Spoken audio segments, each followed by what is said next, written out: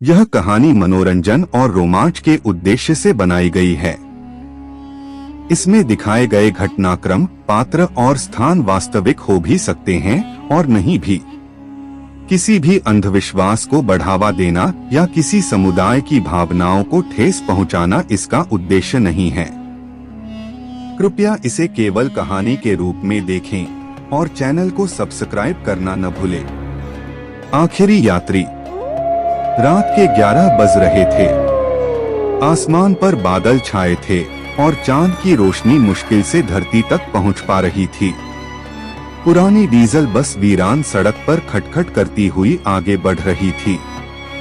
सड़क के दोनों ओर ऊंचे ऊंचे पेड़ थे, जिनकी टेढ़ी मेढ़ी शाखाएं हवा में ऐसे हिल रही थीं जैसे किसी अदृश्य हाथ की उंगलियां हों। बस के भीतर सन्नाटा था। न कोई हंसी, न कोई बातचीत, सिर्फ इंजन की घरघराहट और बीच बीच में सीटों की हल्की चरमराहट। ड्राइवर रमेश की आंखें भारी हो रही थीं। उसने नींद भगाने के लिए रेडियो ऑन किया, मगर सिग्नल की जगह बस खड़खड़ाहट सुनाई दी। उसने आईने में नजर डाली। बस में सिर्फ एक यात्री था, पिछली सीट पर, लंबा कोट पहने, सिर झुकाए, बिल्कुल स्थिर। रमेश को लगा शायद वह सो रहा है। उसने आवाज दी, कहाँ तक जाना है भाई? धीमी भारी आवाज में जवाब आया, अगले मोड़ तक। आवाज इतनी ठंडी थी कि जैसे किसी गहरे कुएं से आ रही हो। रमेश के शरीर में सिहरन दौड़ गई। उसे याद आया कि यही वो मोड़ था जहां 2 साल पहले भयानक हादसा हुआ था। तब से लोग कहते हैं रात में वहां अजीब चीजें होती हैं। रमेश ने झट से सामने देखा और बस की स्पीड थोड़ी बढ़ा दी, मगर उसकी उंगलियां स्टीयरिंग पर कांप रही थीं।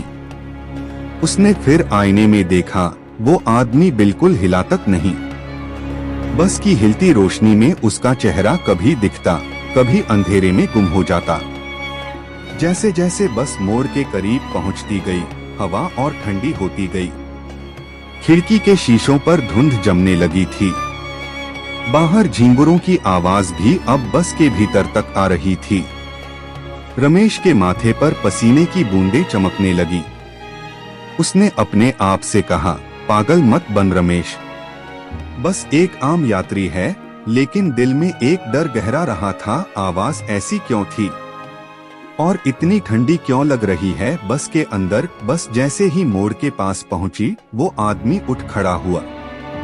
उसके कदमों की आहट ठक ठक ठक खाली बस में गूंज उठी।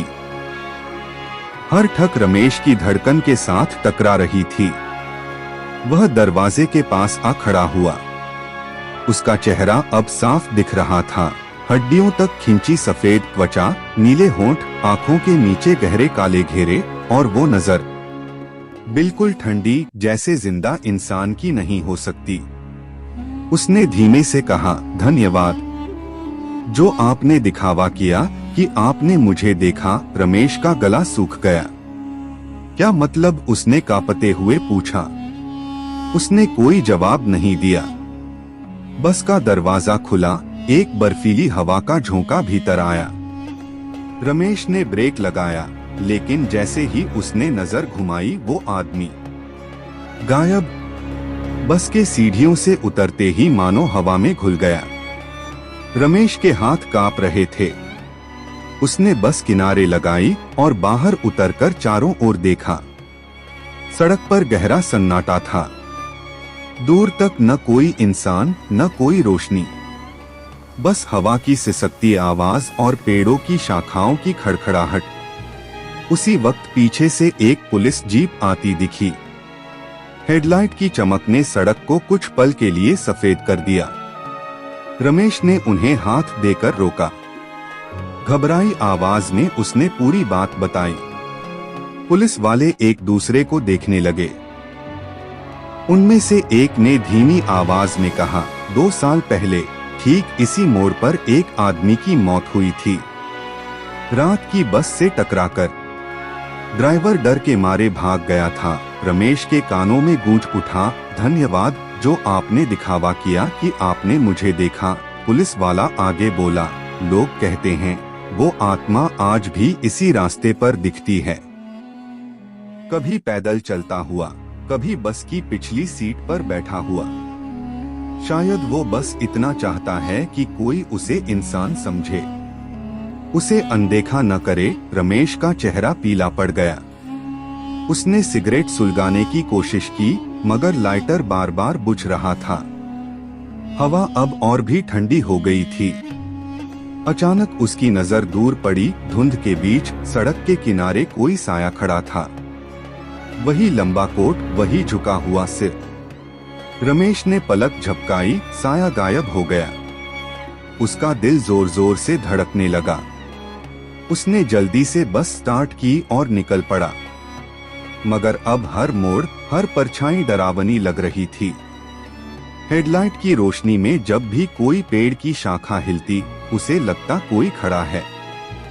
उस रात के बाद रमेश ने कसम खाई, रात की ड्यूटी नहीं करेगा। खासकर इस मोड़ पर तो कभी नहीं।